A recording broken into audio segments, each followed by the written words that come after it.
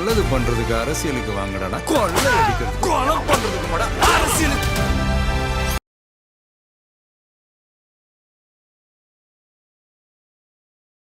ரெட்ரோலுக்ஸ் குடும்பங்களுக்கு வணக்கம். இன்றைய கார்த்திக் விஷன் நிகழ்ச்சியில் தமிழகத்தில் நடக்கும் அரசியல் நிலை பற்றி பேசலாம். வாங்க கார்த்திக். வணக்கம் ஜோ. ரெட்ரோலுக்ஸை தொடர்ந்து சப்ஸ்கிரைப் பண்ணுறவங்களுக்கு மிக்க நன்றி. பண்ணாதவங்க சப்ஸ்கிரைப் பண்ணிவிட்டு வீடியோக்களை பாருங்கள். நேற்று தொடர்ச்சியாக அப்படியே திருமாவர்கள் பேசிக்கிட்டே இருந்தோம். நிற்கலை அப்படின்ட்டாரு. கும்மிடி அந்த காட்டுமன்னார் கோயிலில் வந்து நிற்கலை அப்படின்ட்டாரு. மீதி மீதி அதுனா சொல்லும் ஈகத்தை அப்படின்பாங்களே, அது மாதிரி மீதியை சொல்லும். வடிவேலும் சுந்தரராஜனும் உட்காந்துருப்பாங்க. இப்படிதான் சினிமா ஏதாவதுன்னா நீங்க சினிமா ரெஃபரன்ஸா எனக்கு ஒன்றும் புரியல. எதை பேசணும் எதை பேசக்கூடாதுன்னு எனக்கும் தெரியல. ஏதாவது நம்ம சினிமா ரெஃபரன்ஸ் சொன்னோம்னு வச்சுக்கோங்களேன், நீங்க வந்து சினிமா ரெஃபரன்ஸா நிறைய சொல்லிட்டு இருக்கீங்களேன்னு அதுக்கும் வராங்க. என்னதான் எல்லாத்துக்கும் கவலைப்படாதீங்க ஜோ, நீங்க எல்லாத்துக்கும் கவலைப்படக்கூடாது. நமக்கு என்ன தெரியுமோ அதை வச்சுதான் சொல்லலாம். ஒவ்வொருத்தருக்கும் ஒவ்வொரு மாதிரி வரும்.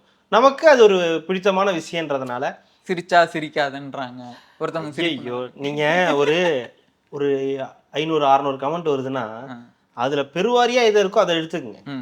எது வந்து அட்லீஸ்ட், அதாவது நம்மளை பிடிக்காதவங்க இருப்பாங்கல்ல, அப்போ என்ன சொல்லுவாங்க, நீங்களே சிரிச்சுக்கிறீங்க 2 பேரும், இரிட்டேட்டிங்கா இருக்கு அப்படின்வாங்க. அதெல்லாம் நம்ம போய் எடுத்துக்க கூடாது. ஓகேங்களா? உங்களுக்கு தெரியும் எதெல்லாம் சொல்றாங்க, எதெல்லாம் நல்லது, அதை மட்டும் நம்ம எடுத்துப்போம். அதனால அது பிரச்சனை இல்லை. ஏன் இப்போ வடிவேலு சுந்தரராஜன் சொன்னா, அந்த படம் பார்த்துருப்பீங்க. வடிவேலு சுந்தரராஜன் கிணத்துல உட்காந்துருப்பாங்க. ரேகாவும் கோவை சரளாவும் நடந்து வருவாங்க. சகல வரட்டும் நீங்க அடிய பாரு அப்படின்ற மாதிரி பயங்கரமா அந்த மாதிரி பண்ணிட்டு இருந்தாரு. அதுதான் திருமா. எது இந்த வடிவேலு திருமா பக்கத்துல இருந்ததுதான் நம்ம சிபிஐ அந்த மாதிரி சிபிஎம் யாராவது வச்சுக்கலாம். அடிச்சதா ஆளூர் இந்த பார், இனிமே நீயும் வேலைக்கு போற, நானும் வேலைக்கு போறேன். நீயும் ஒரு கட்சியோட இணக்கமா இருக்க, நானும் அந்த கட்சியோட இணக்கமா. வெளில வந்து என்ன கேட்பாங்க, வடிவேல அதே அடி வாங்கிட்டு வெளில வந்து நீனா எதுக்கு சகலன்னு பக்கத்து வீட்டுல வச்சிருக்கேன், ஏதோ ஆத்திரம். அது பிரேமலதா. ஓ வெளியே போயிருந்தீங்க அப்படின்னு சொல்லி தள்ளி விட்டது பிரேமலதா. இது சுந்தரராஜன் வந்து நம்ம சிபிஐ. ஏன்னா அவங்க தானே 10 தொகுதி வாங்கினாங்க. இவரு போய் மிரட்டலான்னு பார்த்தாரு, போங்கன்னு தள்ளி விட்டாச்சு. அதுக்கப்புறம் நம்ம இவரு திருமாவளவன் உள்ள போறாரு. கேவலம் சமயக்காரன் முன்னாடி 5 சீட்டு வாங்கின முன்னாடி கூட்ட சொல்ற, பெருக்க சொல்ற, துவைக்க சொல்றன்ற மாதிரி இப்படி சொல்லக்கூடாது. 0.45% இருக்கு கட்சிக்கு முன்னாடி. 0.4% வச்சிரு. அவங்க 0.4 கிடையாதுல்ல, கம்யூனிஸ்ட் 0.4 கிடையாது. அவங்க தேமுதிக அப்படின்னு உங்களுக்கு கொடுக்குறேன் எனக்கு கொடுக்க மாட்டேன்னு கேட்பாரு. அந்த மாதிரி போட்டு உள்ள போட்டு அடின்னு அடிச்ச மாதிரி ஒரு இதாகி போச்சு. என்ன நினைச்சாருன்னு தெரியல. ஏகப்பட்ட சோதனைகளுங்க அவருக்கு, பயங்கரமான சோதனை வேதனை எல்லாம் சேர்ந்து அவர் என்ன பண்றாருன்னு அவருக்கே தெரியலையோ அப்படின்ற அளவுக்கு நமக்கு வந்து இப்போ யோசிக்க தோணுது. இப்போ ஒரு 8 சீட்டு வாங்குறாங்க. 8 சீட்டு வாங்குறதுக்கு முன்னாடி யார் யாருக்கு கொடுக்க போறோன்றது தெரியும். இப்போ அவர் என்ன சொல்றாரு, எங்கள்கிட்ட 150-200 பேர் வந்து கேட்கறாங்க அப்படின்ற. அப்புறம் என்ன சொல்றாரு, ஒருத்தவங்களே அந்த இடத்துக்கு போக முடியுமா, எல்லாரும் போகணும்னு ஆசைப்படுறாங்க அப்படின்றாரு.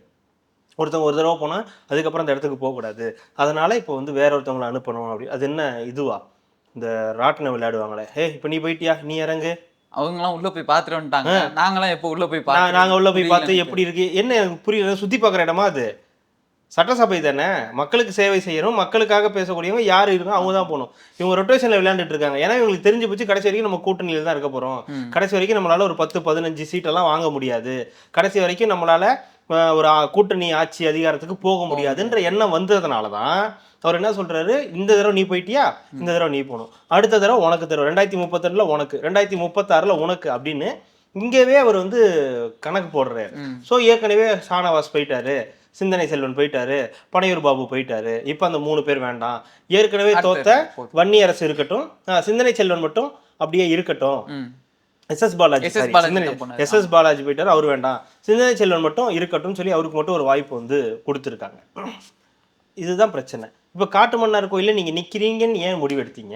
இப்போ காட்டுமன்னார் கோயில்ல நான் நிக்கல, வேற ஒருத்தவங்களுக்கு கொடுக்குறேன் அபிஷியலா சொன்னாரா காட்டுமன்னார் கோயில் நிக்கிறேன்னு? சொல்லிட்டாரு. ஆமா, அவர் பேரோட தானே வந்துச்சு.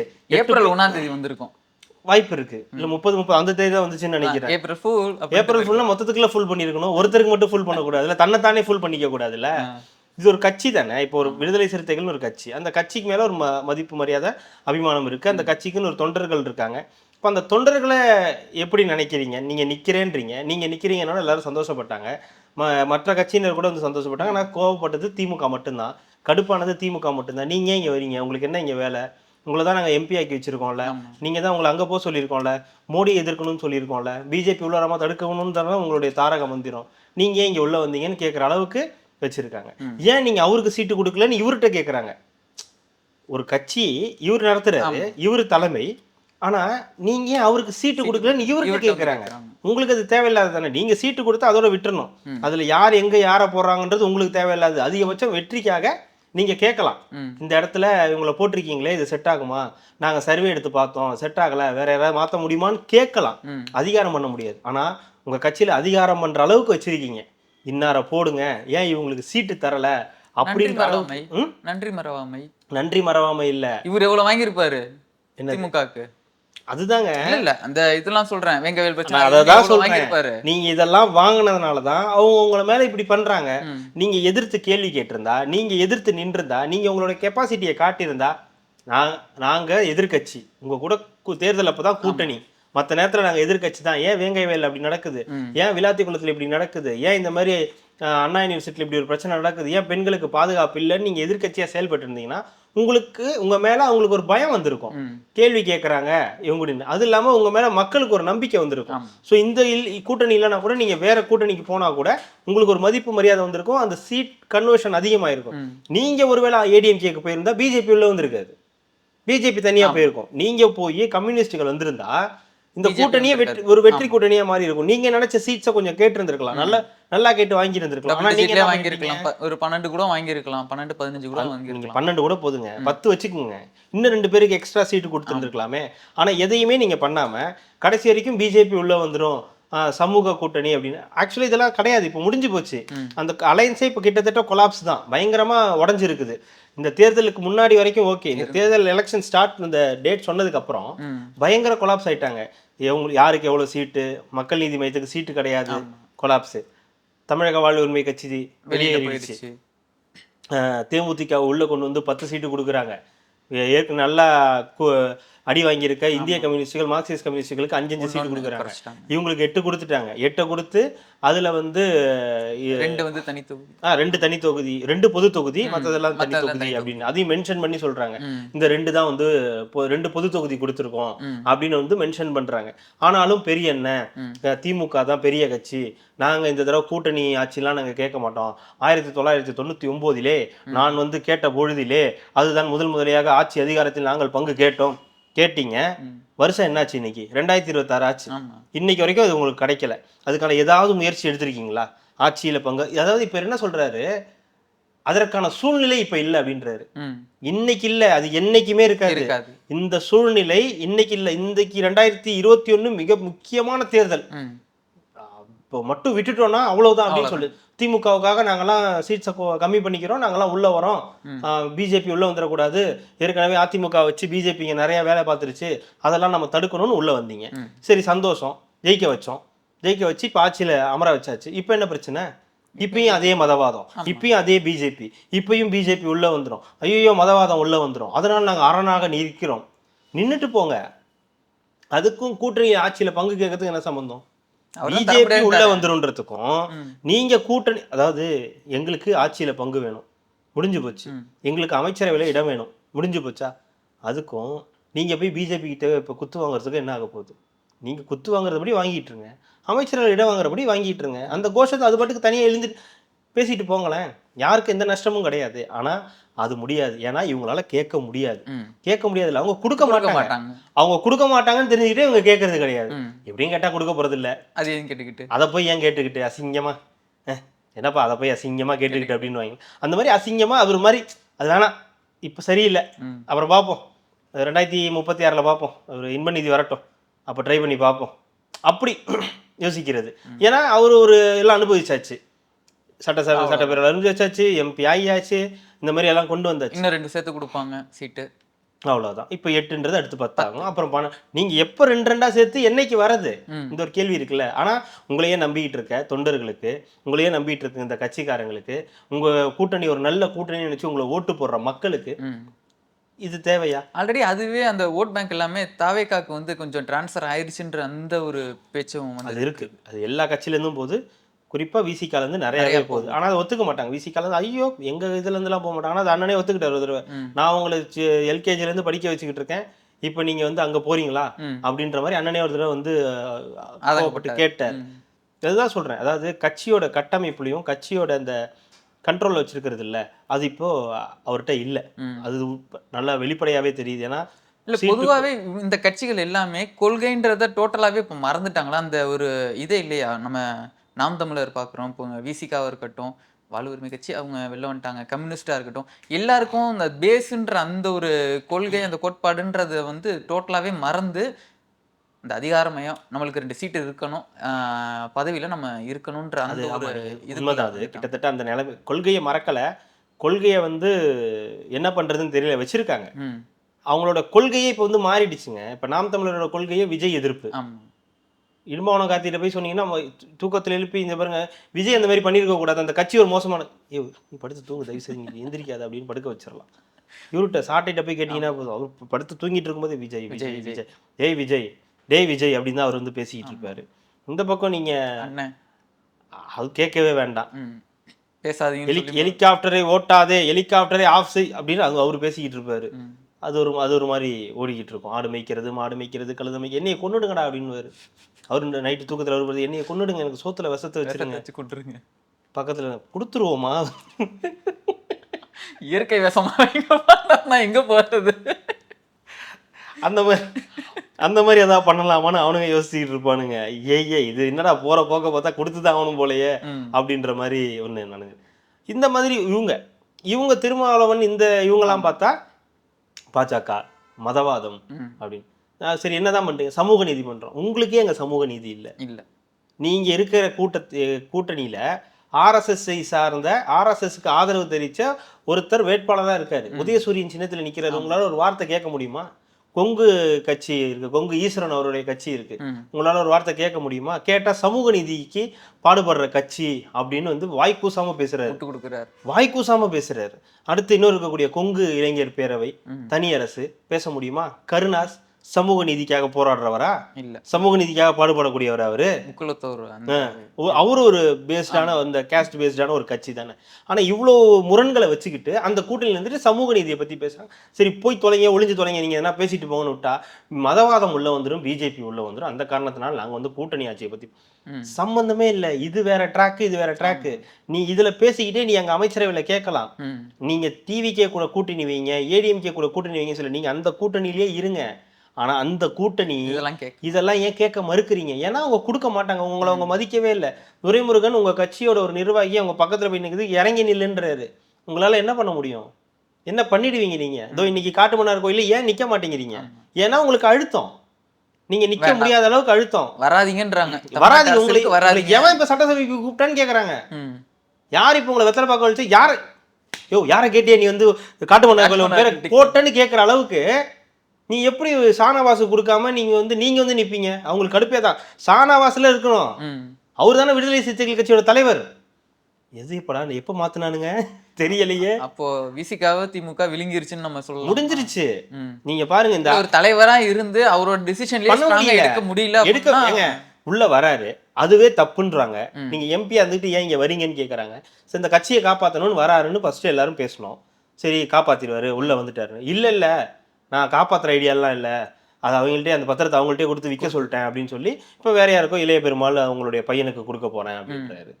ஷானவாஸ் எல்லா வேட்பாளருக்கும் போய் பிரச்சாரம் பண்ண போறாரு அப்படின்னு ஒரு டிசிஷனையே சரியா எடுக்க முடியல. ஆனா கொள்கை கூட்டணி, அந்த கட்சிக்கு இவர் தலைவர், அந்த கட்சியை வந்து இவர் தான் பெரிய அளவுக்கு கொண்டு போறாரு, எழுச்சியை உண்டு பண்ணிட்டாரு, மாநாடு போட்டுட்டாரு, குடிமக்கள் எல்லாம் திருத்திடுறாரு, இந்தியாவுக்கே வந்து மது ஒழிப்புக்காக இது பண்றாரு, பேசுறாரு அப்படின்லாம் பேசுறாங்க. அதெல்லாம் பேசுறீங்க, கூட்டணிக்கான நேரம் வரலன்றீங்க, கூட்டணி கட்சி இது அதிகாரத்துல பங்கு வாங்குறதுக்கான பேசுறதுக்கான அறிகுறி இது நேரம் இது இல்லைன்றீங்க. இதை விட சிறந்த நேரம் வேற எதுங்க இருக்கும்?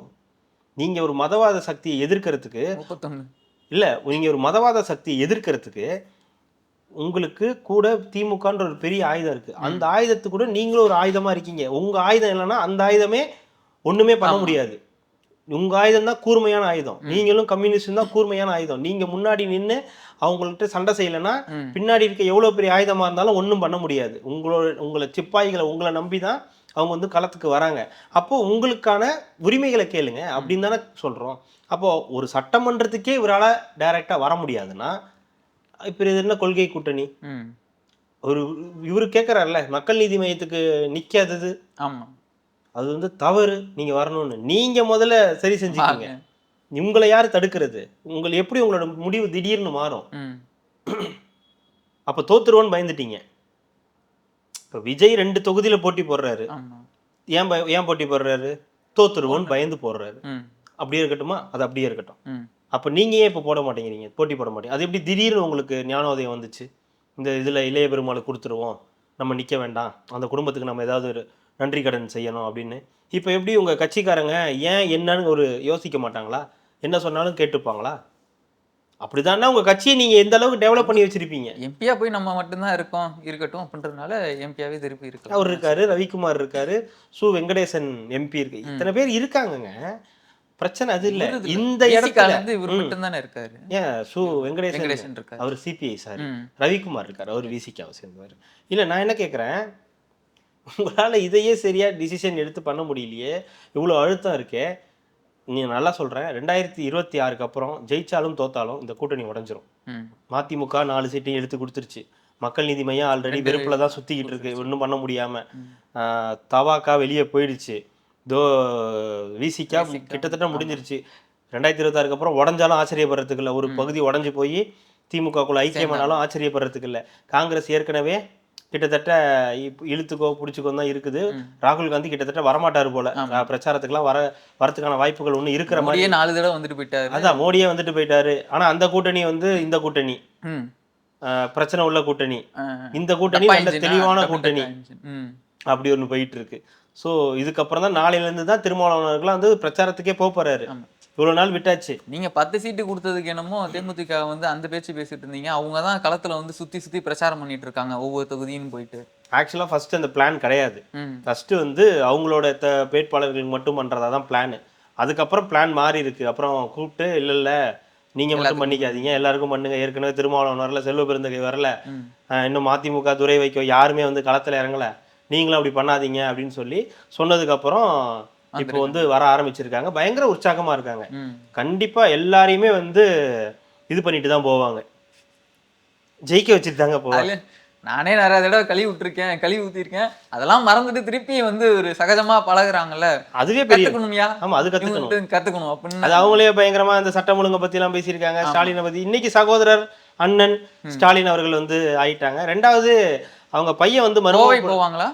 போவாங்க பிரச்சாரத்துக்கு போவாங்க. செந்தில் பாலாஜி பக்கத்துல போவாங்க. அப்படியா? ஏன் அவங்க பேசுனது பார்த்தது இல்லைல்ல நீங்க? என்னாச்சு? செந்தில் பாலாஜி கரூர் விஷயத்துல வந்து 40 பேரை கொன்னது நீதான், இது பேண்ட்ல வந்து மூத்தம் அடிச்சுட்டு போனது நீதான் அப்படின்னு சொல்லிட்டு செந்தில் பாலாஜியை வந்து அந்த அளவுக்கு கழுவி ஊத்திருந்தாங்க. இதுக்கான காரணமே நீதான். அண்ணனை கழுவாத ஆட்களே கிடையாது. அண்ணனை வந்து எல்லாரும் பண்ணுவாங்க, அண்ணன் போய் சரண்டர் ஆயிடுவாங்க. வேற வழி கிடையாது. ஏன்னா இப்போ அவர் திமுகவுடைய மருமகனாக போறாரு. யாரு? இளந்தலைவர். பேச்சுக்கெல்லாம் அடிபட்டுக்கிட்டு இருக்கு. ஆமா, இளந்தலைவர் வந்து பொண்ணு பார்த்துட்டதாகவும் ஏவா வேலு இருக்கார் இல்லையா, அவருடைய சம்பந்தப்பட்ட இன்னைக்கு பாண்டியன் சார் கூட சொன்னாரு, அவருடைய பேச்சு சொன்னாரு. அது நானும் 2-3 பேர்கிட்ட கேட்டேன் அப்படின்னு தான் சொன்னாங்க. ஆமா, இந்த குடும்பத்துக்கு மருமகனாக போறாருன்ற மாதிரி சொன்னாங்க. ஸோ அதனாலதான் 10 சீட்டு வாங்கி கொடுத்தாச்சு. செலவுங்க நாங்கள பாத்துக்கிறோம், எல்லாத்தையும் நாங்க பாத்துக்கிறோம் சொல்லியாச்சு.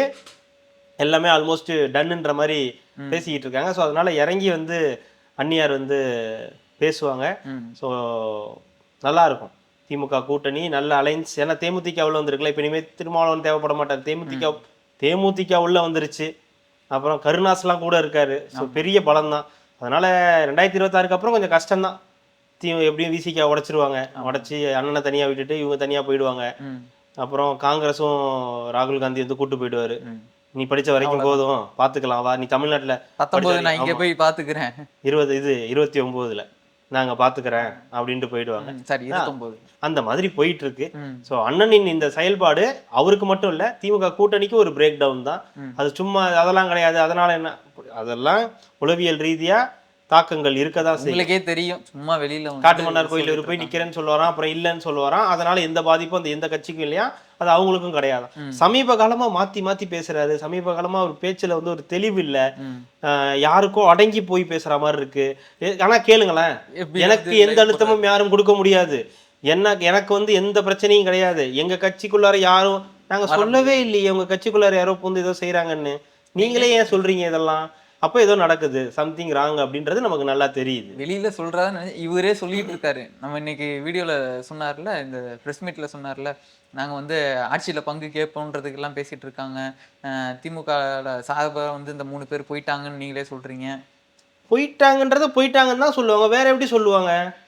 இப்போ அப்படிலாம் நீங்க தப்பா நினைச்சிடக்கூடாதுன்றதுக்காக தான் இப்போ வீடியோ வந்து அந்த சொன்னதுக்கு அப்புறம் தான் எல்லாமே கன்ஃபார்ம் ஆச்சு. இது வரைக்கும் ஒரு மாதிரி டவுட்டா தான் இருந்துச்சு, இருக்கலாமோ அப்படின்னு. நீங்க சொன்னதுக்கு அப்புறம் கன்ஃபார்ம், ஆமா இருந்தாங்கன்றது அண்ணனே ஒத்துக்கிட்டார். இதுக்கு மேல என்ன ப்ரூஃப் வேணும்?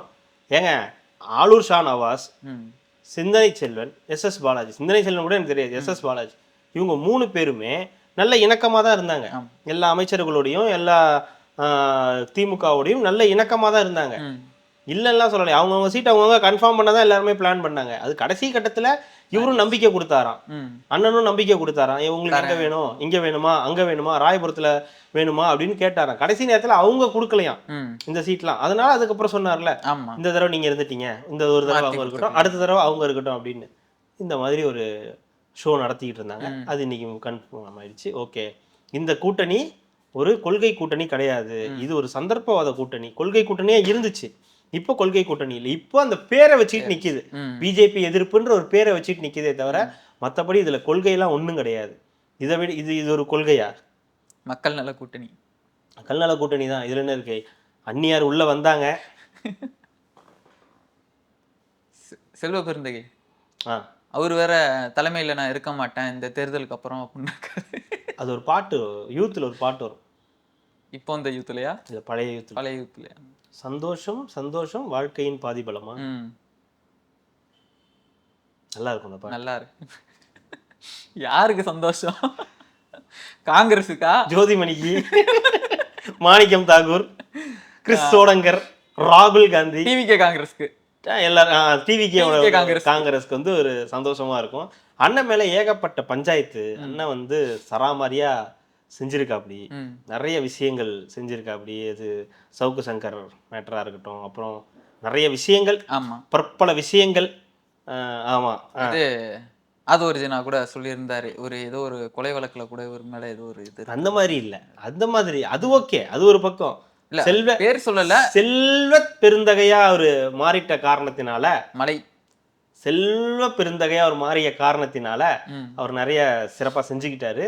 திமுகவோட ரொம்ப இணக்கமா இருக்காரு. ஸோ அவரும் வந்து கட்சியில இருந்து விலகுனதுக்கு அப்புறம் அவர் தொண்டரா இருக்க போறா, இல்ல திமுகவின் தொண்டரா இருக்க போறாரா அப்படின்றதெல்லாம் அந்த டைம்ல தெரிய ஆரம்பிச்சிடும் அப்படின்னு நினைக்கிறேன். அவர் ஒரு nice human being, such a nice human being. So முடிஞ்ச வரைக்கும் இந்த தேர்தலில் எப்படியோ டிவிக்கு கூட கூட்டணி வைக்காம எப்படியோ கட்டி பிடிச்சி எடுத்துட்டு கொண்டு போய் அந்த ட்ரெயின்ல போய் சேர்ப்பாங்கல்ல, 2 கொக்கி எடுத்துட்டு போய் சேர்ப்பாங்கல்ல, அந்த மாதிரி முடியாததை கொண்டு போய் எப்படியோ சேர்த்து விட்டுட்டாரு. இந்த பெருமை யாருக்கு சேரும்? யாரு சார்? அண்ணனை தான் சேரும். சாதாரண விஷயமா அது? கிறிஸ் சோடங்கராலையும் முடியல, எவ்வளோ ட்ரை பண்ணி பார்த்தாரு கிறிஸ் சோடங்கர். ஆனா அதையும் மீறி அண்ணன் வந்து கொண்டு போய் திமுக இணைச்சி விட்டு இல்லாத கட்சிக்கு 28 வேட்பாளரை வாங்கி செல்வ பெருந்தகை சாதிச்சு காட்டிட்டாரு. 28 சீட்டை வாங்கி எவனுக்கு கொடுக்கறதுன்னு தெரியாம நீ 2 நீ 3 உனக்கு 5 அப்படின்னு பிரிச்சு கொடுத்து அது ஒரு மாதிரி ஆகி இப்போ வந்து ஒரு 28 பேர் வந்து செட்டில் ஆயிருக்காங்க. இது எவ்வளோ பர்சன்டேஜ் வருது, எவ்வளோ வெற்றி வாய்ப்பு வருது, தேர்தலுக்கு பிறகு தெரியும். அந்த காங்கிரஸுடைய நிலை என்னவா இருக்குன்றது தேர்தலுக்கு பிறகு வந்து தெரிய ஆரம்பிக்கும். அடுத்ததுதான் இந்த திருச்செந்தூர்ல அனிதா ராதாகிருஷ்ணன், திமுக ஒரு வேட்பாளர், அருமையான வேட்பாளர். போனோன்னு அடிச்சு துரத்திருக்காங்களே, அதனாலதான் துரத்திருக்காங்க. நல்ல வேட்பாளரே இங்க வரீங்க அப்படின்னு போயிடுங்கன்னு. மக்களுடைய அடிப்படை என்னத்த வசதிகளை செஞ்சீங்க? செஞ்சு தரல. இதெல்லாம் நிறைய இது கேட்கறது. இனிமே நடக்கும், இது நிறைய நடக்கும். ம். அது எந்த கட்சியும் இல்லை, ஏடிஎம்கேக்கு நடக்கும், டிஎம்கேக்கு நடக்கும், காங்கிரஸ்ல நடக்கும். 2024 ஜோதிமணியெல்லாம் துரத்துனாங்க, ம். நீங்க வராதீங்க போங்கன்னு கேள்வி எல்லாம் கேட்டாங்க. மேடம் பயங்கரமா கோவம்லாம் வந்துச்சு, நீங்க எப்படி என்னைய பார்த்து இப்படி கேட்பீங்கன்னு. உன்னே தான் கேட்பாங்க, ம். நீ தானம்மா செய்யலைன்னு சொன்னேன்னு சொல்லி அவங்கெல்லாம் வந்து பேசினாங்க. அந்த மாதிரி ஒவ்வொருத்தருக்கும் நடக்கும். ஆனா அதே இதுல தாவேக்காக்கு வந்து வரவேற்றிருக்காங்க, அதே திருச்செந்தூர் இதுல. அதுதாங்க, இப்போ புதுசா வரவங்க அவங்களுக்கு எந்த பிரச்சனையும் கிடையாது, அவங்களுக்கு எந்த பேக்கேஜும் கிடையாது. அவங்க வந்து புதுசா ஃப்ரெஷ்ஷா வராங்க, நாங்க செய்யறோம்னு வராங்க, அவங்கள்ட்ட பிரச்சனை இருக்காது. செய்யறோம்னு சொல்லி யார் செய்யலையோ அவங்களை கேட்க தான் செய்வாங்க. அது அனிதா ராதாகிருஷ்ணனுக்கு வந்திருக்கு. அனிதா ராதாகிருஷ்ணன் முன்னாள் அதிமுக, எல்லாருமே அதிமுக தானே, அது ஒரு மினி திமுகவே ஒரு மினி அதிமுகவா தானே இருக்கு. ஸோ அதனால ஸ்டாலினின் நம்பிக்கைக்குரியவர்கள் அவரும் ஒருத்தராக இருப்பாருன்னு நினைக்கிறேன். ஏன்னா அதிமுக இருந்து வந்ததுனால அவரை வந்து இந்த அளவுக்கு வந்து பண்ணியிருக்காங்க. அந்தந்த தொகுதிகளில் இனிமேல் அதெல்லாம் நடக்கும். ஸோ நல்ல ஒரு விஷயம். மக்கள் வந்து அது தெரிஞ்சுக்கணும், இதெல்லாம் தெரிஞ்சு வச்சுக்கணும். மக்கள் இதெல்லாம் பண்ணணும், உங்களுக்கு செய்யலைன்னா கேள்வி கேட்கணும். இது மாதிரி எல்லா தொகுதியும் கேள்வி கேட்டா என்ன தொகுதியும் தான் கேள்வி கேட்கணும். நியாயப்படி பார்த்தா என்ன பண்றது, கேட்க மாட்டேங்கிறாங்க. எல்லா தொகுதியிலையும் என்ன இது கோயம்புத்தூர் கரூர் எல்லாம் கேட்க மாட்டாங்க, ஏன்னா அங்கெல்லாம் போயிருக்கும் இந்நேரத்துக்கு. கரூர்ல இல்ல அவர் தான் இங்கிட்ட வந்துட்டாரு, அவங்க செட்டில் பண்ணிட்டு தான் இங்கே வந்திருப்பாரு. இங்கே பிரச்சனை எல்லாத்தையுமே முன்னேற்றணுன்றதுக்காக. அந்த சைடில் தாங்க வாழணும். நம்ம தாங்க தேவையில்லாம சென்னையில் வந்து வாழ்ந்துக்கிட்டு ஒன்றுத்துக்கும் பிரயோஜனம் இல்லாமல் நிஜமாலுமே அங்கிட்டலாம் கோயம்புத்தூர் போயிடலாங்க. அந்த பக்கம் போயிட்டோம்னு வச்சிங்களேன், எப்போவுமே நமக்கு வந்து திருவிழா தான். எதாக இருந்தாலும் வந்துக்கிட்டே இருக்கு. இப்போ நீங்கள் பாத்திர கடைக்கே போக வேண்டாம், பாத்திரங்கள் வந்து சேர்ந்துக்கிட்டே இருக்கு. அண்டா, சொம்பு, தட்டு, பித்தளை பாத்திரம், அது ஃபேனு, மிக்சி, ஏதாவது ஒரு பொருள், புடவை 6 மாசத்துக்கு ஒரு இடைத்தேர்தல். ஆமாம், அப்புறம் வந்து ஏதாவது ஒரு பாக்ஸ் மாதிரி போட்டு கிஃப்ட் பாக்ஸு ஏதாவது ஒன்று வந்துக்கிட்டே தான் இருக்குது. 2 சைட்லேருந்துமே வருது. கேட்கணும், இந்த சென்னையில் யாரெல்லாம் எம்எல்ஏன்னு பார்த்து எங்களுக்குலாம் என்ன பிரச்சனை, எங்கெல்லாம் பார்த்தா உங்களுக்கு எப்படி தெரியுது, ஏன்னா நாங்கள் சென்னையை கோயம்புத்தூர்னு மாற்றி வச்சுக்கலாமா, கரூர்னு மாற்றி வச்சுக்கலாமான்னு பேசி பார்க்கணும். அதான் அண்ணன் மாத்திரன்ட்டு இருக்காரு, 5 தலைநகரா மாத்திரன்ட்டு இருக்காரு. அவரை நடுவில் எடுத்துட்டு வந்து இது பண்ணலாம், இன்சர்ட் பண்ணலாம், உங்களுக்கு வந்து இதாகாது. சொல்லியிருக்காருலங்க, கோயம்புத்தூர் சென்னைன்ற மாதிரி 5 அதில் கோயம்புத்தூர் இன்க்ளூட் இருக்குது, திருச்சி இருக்குது, கன்னியாகுமரி இருக்குது. உனக்கு என்னப்பா, நீ சீமான், நீ என்ன வேணா பேசலாம், எல்லாரும் அப்படியா? ஏன்னா அதை பற்றி பேசி தொண்டையை புண்ணாக்கிக்கிறது. 6ஆம் தேதி வில்லிவாக்கம் வந்து பிரச்சாரம் வந்து கேட்டிருக்காங்க, அனுமதி யாருன்னு சொல்லுங்க. தாவேகா கேட்டிருக்காங்க. வேற யார் கேட்கணும் சொல்லுங்க, கேட்டிருக்காங்கன்னு சொன்னா நீங்க புரிஞ்சுக்கணும். மற்றவங்களுக்குலாம் பெர்மிஷன் அலௌடு, தாவேகாக்கு மட்டும்தான் நாட் அலௌடு. அதனாலதான் கேட்குறாங்கன்னு சொன்னேன். எல்லாருமே கேட்டுதாங்க செய்யணும். தாவேக்கா கேட்கறது பேசு பொருளாகுது, கேட்டிருக்காங்க, அது கேட்டிருக்காங்கன்றதே நியூஸ் ஆகுது. ஆமா, அதாவது மற்ற கட்சியெல்லாம் அவங்க பாட்டுக்கு போறாங்க. உதயநிதி போறாரு, இந்த பக்கம் போறாரு, டீ குடிக்க போறாரு, எல்லாம் பண்றாரு, அதுக்கு பர்மிஷன் இதுக்கு எதுவுமே கிடையாது. அவங்க பாட்டுக்கு போறாங்க, குடிக்கிறாங்க, வைக்கிறாங்க. இந்த பக்கம் ஸ்டாலின் போறாரு, திடீர்னு வாகன சோதனை நடக்குது, இறங்கி நடந்து ஸ்டாலின் அவர்களுடைய வண்டியிலேயே வாகன இது நடக்குது, தேர்தல் வாகன சோதனை நடத்துறாங்க. திடீர்னு கேஷுவலா இறங்குறாரு, கேஷுவலா 4 பேர்கிட்ட பேசுறாரு. ஜனநாயகமா நடக்குதுல்ல, ஜனநாயகமா ஒத்துழைப்பு கொடுக்கறாருல, சாதாரண விஷயம் கிடையாதுல்ல. அவர் பாட்டு இறங்கி போயிடுறாரு, அங்க இருக்கிற மக்கள் கூட நின்று பேசுறாரு, கேஷுவலா மறுபடியும் ஏறி வந்துடுறாரு. அண்ணன் போறாரு, ஒரு 33 பேர்கிட்ட பேசுறாரு, அப்புறம் ஒரு கூட்டம் போடுறாரு, என்னைய கொன்னுடுங்கன்றாரு, குடும்படி சுடுகாட்டுல போட்டுருங்கன்றாரு, இல்லைன்னா என்கிட்ட ஆட்சியை கொடுங்கன்றாரு. 2 ஒன்று தான் தலைவரேன்னு சொன்னா அதையும் கேட்க மாட்டேங்கிறாரு. சரி, இந்த மாதிரி இருக்கு. ஆனா டிவிகேல மட்டும்தான் பிரச்சாரத்துக்கு அனுமதி. அது ஒரு நியூஸா? ஆமா, அனுமதி கேட்டிருக்கிறது ஒரு நியூஸா? என்னங்க நீங்க அப்படின்ற மாதிரி அது ஒரு நியூஸ். 6ஆம் தேதி வில்லிவாக்கம் ஏற்கனவே ஷெட்யூல்ல இருந்தது. அது இப்போ அன்னைக்கு கேன்சல் ஆச்சு. அன்னைக்கு அந்த வேவ் இருந்துச்சு, கரூர் மாதிரி இருந்துச்சுன்றதுனால அன்னைக்கு அப்படியே ஸ்டாப் பண்ணிட்டாங்க. ஸோ இப்போ வில்லிவாக்கத்துக்கு வர போறாரு. நம்ம பாக்குற மாதிரி புதுச்சேரி மாதிரி திருச்சி மாதிரி சென்னை கிடையாது. சென்னை ரொம்ப குறுகல், ரொம்ப சின்ன சின்ன சந்து. அதனால இவருக்கு அந்த பர்மிஷன் கொடுக்கறதுல, இவரை பார்க்க வைக்கிறதுல கொஞ்சம் பிரச்சனை இருக்கும். அதை போலீஸ் கரெக்டா பண்ணாங்கன்னா, பெரம்பூர் மாதிரி பண்ணிட்டாங்கன்னா பிரச்சனை கிடையாது. ஓப்பன்ல விட்டுருங்க, ஓப்பன்ல வந்தாதான் சரிப்பட்டு வரும். ஓப்பன் இல்லைன்னா சரி, ஒரு வேனுக்குள்ள உட்கார்ந்து இருந்தாருன்னா வேலைக்கே ஆகாது. அது உங்களுக்கும் பிரச்சனை, அவருக்கும் பிரச்சனை, மக்களுக்கும் பிரச்சனை. ஸோ அதை புரிஞ்சுக்கிட்டு உங்களுடைய காழ்ப்புணர்ச்சிகள் எல்லாம் விட்டுட்டு அவரை மேலே வர வச்சுட்டீங்கன்னா அவங்க பாட்டுக்கு பார்க்குறவங்க பார்த்துட்டு போயிடுவாங்க, ஃபோட்டோ எடுக்கிறவங்க ஃபோட்டோ எடுத்துட்டு போயிடுவாங்க, இளநீ கொடுக்குறவங்க இளநீ கொடுப்பாங்க, ஜூஸ் கொடுக்குறவங்க ஜூஸ் கொடுப்பாங்க, கண்ணாடி தூக்கி போடுறவங்க போடுவான், மாலையை தூக்கி போடுறவன் போடுவான், மாலையை தூக்கி போடுறவன் தலைவர் கேட்ச் பிடிப்பாரு. அதெல்லாம் நடக்கும். நீங்க பாட்டுக்கு கம்முனு போயிடுங்க. அவர் வந்து 10 நிமிஷம் பேசிட்டு அவரும் போயிடுவார். யாருக்கும் எந்த தொந்தரவும் இருக்காது. ஆனா தேவையில்லாம நீ உள்ளதான் உட்காந்துருக்கணும், நீ கையை நீட்டக்கூடாது, நீ காலை நீட்டக்கூடாது, நீ மேலே வரக்கூடாது அப்படின்லாம் சொன்னீங்கன்னா அது எல்லாருக்கும் பிரச்சனை. அப்புறம் வந்து காவலரின் கால் உடைந்தது, அவரின் மண்டை உடைந்தது இப்படின்னு சொல்றதுல லாஜிக் இருக்காது. ஸோ அது கொடுத்துருவாங்க தான் நினைக்கிறேன் மேலே. ஏன்னா எல்லா இடத்துலையும் இப்போ மேலே வரதுக்கு அலோவ் பண்ணுறாங்கன்றதுனால இதுவும் வந்து அலோவ் பண்ணுறதுக்கான வாய்ப்புகள் வந்து இருக்கு. அது பண்ணுறது தான் சரி, அதுதான் எல்லாருக்கும் உசிதம். அதுதான் என்னுடைய கருத்து.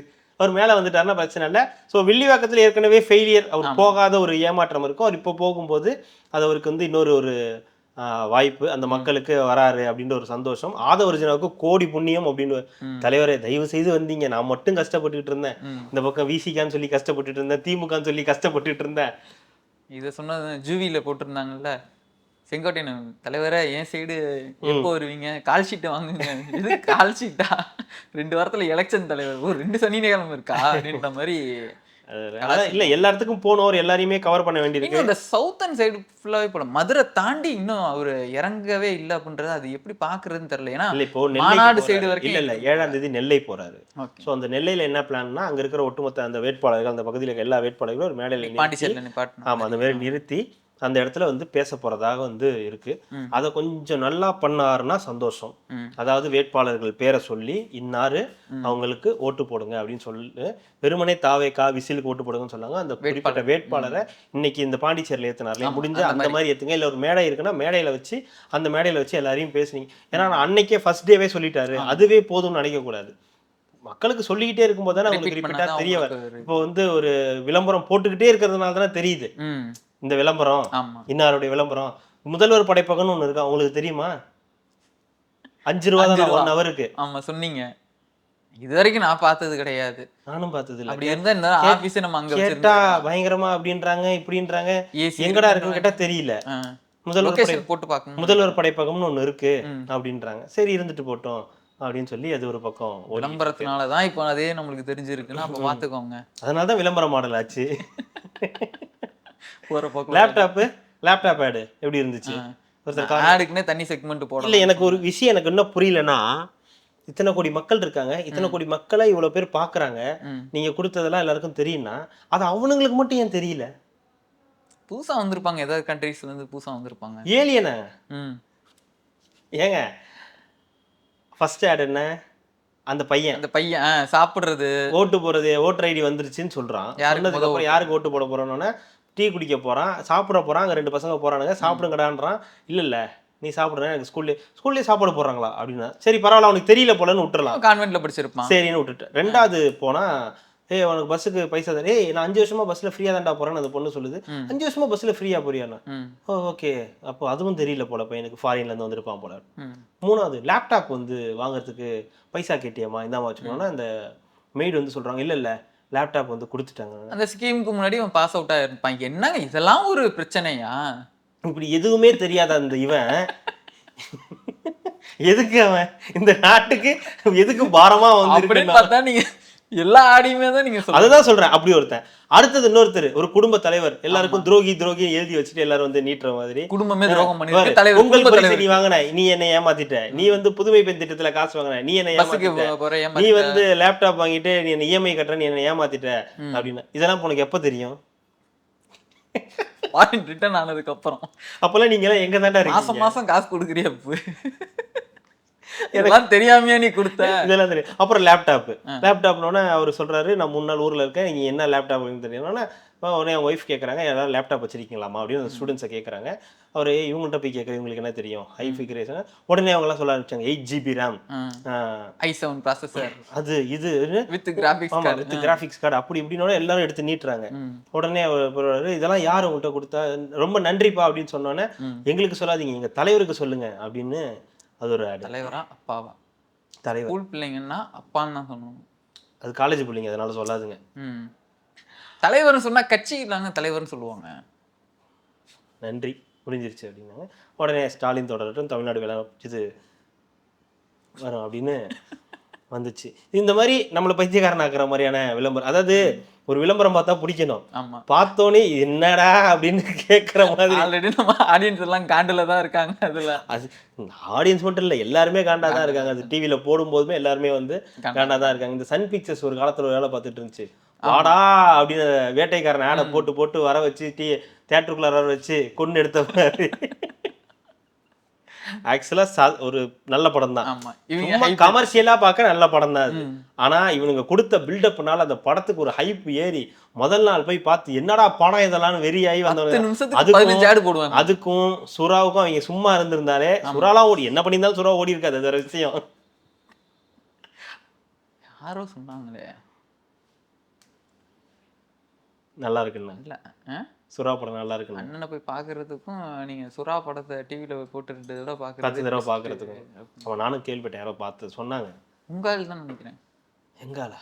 உங்க ஆள்னா நீங்க அபிமானியா ஒருத்தவங்க கூப்பிடுவீங்களே சூலின்னு, அவங்க தான் சொன்னாங்கன்னு நினைக்கிறேன். அந்த கர்மாந்திரமா? சரி அவங்களா? ஆமா ஆமா அவங்க தான். அதுதான் அந்த பைத்தியம் தான் சொல்லிச்சு. ஸோ இந்த மாதிரி ஒவ்வொருத்தரும் ஒவ்வொரு விஷயம் வந்து நடக்குது. ஸோ ஒரு வில்லிவாக்கத்துக்கு வரதுன்றது ஒரு பெரிய நியூஸ்.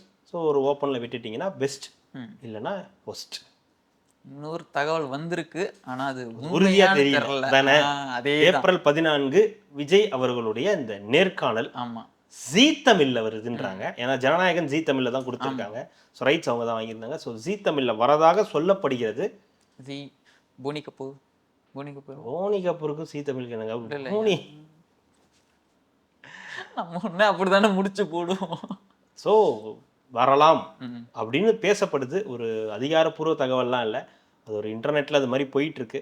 இருந்துச்சுன்னா நல்லது தான். அது வந்து ஒரு போய் மக்கள் அது ஒரு கேம்பெயினா கூட தேவைப்படுது, பண்ணி தான் ஆகணும். அந்த நிலைமையில தான் எல்லாருக்குமே. இப்ப எங்க எடப்பாடி கொடுத்துக்கிட்டு இருக்காரு, எல்லா சேனலுக்கும் கூப்பிட்டு இப்ப இன்டர்வியூ கொடுத்துக்கிட்டு இருக்காரு. இப்ப அடுத்து ஸ்டாலின் அவர்கள் வருவாரு, அடுத்து உதயநிதி வருவாங்க. இல்ல கொடுக்குறாரா? கொடுப்பாங்க. யாரு? எடப்பாடி கொடுத்துருக்காரு, புதிய தலைமுறைக்கு கொடுத்துருக்காரு, தந்தி டிவிக்கு கொடுத்துருக்காரு, இந்த மாதிரி எல்லாருக்கும் கொடுத்துக்கிட்டு இருக்காரு. அந்த மாதிரி ஒவ்வொருத்தரும் இப்போ கொடுக்க ஆரம்பிப்பாங்க. 2 வாரம் தானே இருக்கு உங்களுக்கு. ஸோ அந்த 2 வாரத்தில் எல்லாருமே வந்து கொடுக்க ஆரம்பிப்பாங்க. இவர் டைரக்ட் சேனல்ஸ் கொடுப்பாரான்னு எனக்கு தெரியல. அதனால கண்டிப்பா இதுக்கு கொடுப்பாரு, ஏதாவது ஒரு சேனலுக்கு கொடுப்பாரு. நியூஸ் சேனல்ஸ் கொடுப்பாரான்றது தெரியல. பட் ஆனால் ஏதாவது ஒரு சேனல்ல யாராவது உட்கார வச்சு இன்டர்வியூ எடுக்கிற மாதிரி கொடுப்பாங்க.